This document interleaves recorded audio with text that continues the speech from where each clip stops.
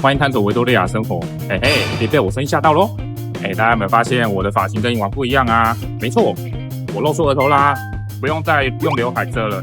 这个是我做医美手术的成果之一，之后我会再拍影片跟大家说。那今天呢，主要是要分享一个我在网络上学到的化妆小撇步，非常好用。有画过眼妆的朋友们啊，一定对于画眼线这件事情曾经感到非常崩溃，包含像是眼线画的歪歪扭扭跟蚯蚓一样啊，那两边没办法对称啊，或者是眼尾画的一整坨，我被这些问题搞了非常久，崩溃了好几次。我要在这边跟大家分享一个我在网上学到非常好用的小技巧。这个技巧呢，只需要一样道具，就在我后面这间店买到的。然后这里大家一定会觉得很奇怪，后面这间明明就是文具店，又不是什么美妆材料，怎么可能会买得到化妆要用的道具呢？不要急，当然可以，跟着我就知道了。Let's go。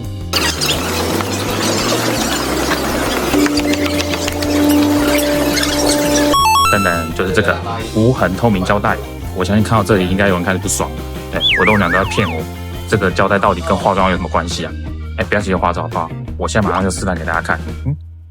好，现在就马上来帮大家解惑，这个无痕胶带到底要怎么用。首先呢，要先剪2段一样长短的胶带，大概多长呢？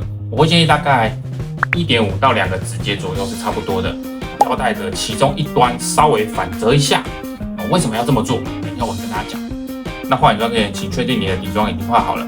首先要先把胶带往眼尾那边贴，要记得整段都要贴得很服帖哦。当胶带折起来的那一端呢，一定要贴在外侧。那贴的角度啊，随大家喜好啦。像我的话，我是凤眼嘛，天生眼尾就是会稍微有一点点上扬，所以我贴的话，我会贴水平哦。这样子的话，我画出来的眼尾就不会上扬的太夸张。那如果你本身眼尾是属于比较下垂的，你就可以把胶带贴稍微上扬一点哦。这个随个人喜好啦，你自己喜欢就好。贴好之后，就要开始画眼影啦。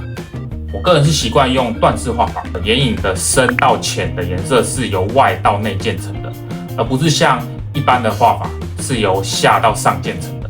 不过没有关系，如果你习惯用传统的画法，那也是 OK 的啦，这个没有什么限制。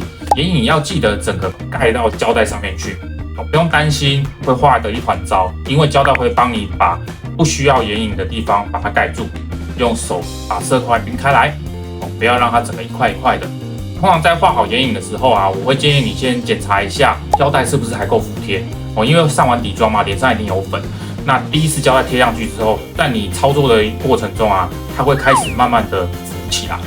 那如果你有发现这个状况啊，请记得马上换新的胶带哦，不然接下来画眼线的话，品质会受影响哦。接下来就要画眼线啦，我个人习惯用眼线液。那在眼线的前2/3呢，我会建议完全用笔尖去画哦，因为这样子呢比较可以确保眼线的粗细是不会太粗的，太细你可以补，太粗就比较麻烦了。那到后1/3啊，慢慢把笔刷放平，用笔腹去画，一路画到最后面眼尾的地方。你也不用担心这样会把眼妆搞砸啦，因为胶带会帮你挡掉不需要眼线的部分。现在眼线呢大致上形状已经完成啦，那你就可以做一些细微的调整。看哪个地方粗细还需要加强，哪个地方不太均匀，哪个地方内部没有涂满，等眼线干了，你就可以把胶带撕掉啦。这个时候啊，最外侧那折起来的一小段就可以帮助你非常轻松的把胶带撕掉，而不需要用指甲一直去抠。等等，有没有看到很漂亮的眼尾巴？不过大家有没有发现一个问题啊？那个胶带的贴痕很明显，有没有？从眼线一直延伸到眼影啊，有一条非常明显的界限。这个不用太担心。眼影的部分呢，你只要用手把那个界限把它晕开来。那眼影的部分，甚至我会建议你可以在眼尾的地方补一些下眼影然后一路连到上眼影的地方去，把它连成一片。这样子啊，眼影会更完整、更漂亮哦。那眼线我们本来就是需要比较锐利的线条嘛，所以完全没有问题。那最后呢，如果你有画下眼线的习惯的话，你就可以顺着下眼睑一路顺顺的画上去，然后跟原本画好的上眼线连在一起，这样子啊，就可以完成非常漂亮的一整组的眼线喽。这个技巧虽然很简单，使用的材料啊也很便宜，不过啊非常的有用，我觉得非常的棒，所以在这边推荐给大家。相信这个技能啊，可以让大家的眼妆画得更轻松、更漂亮哦。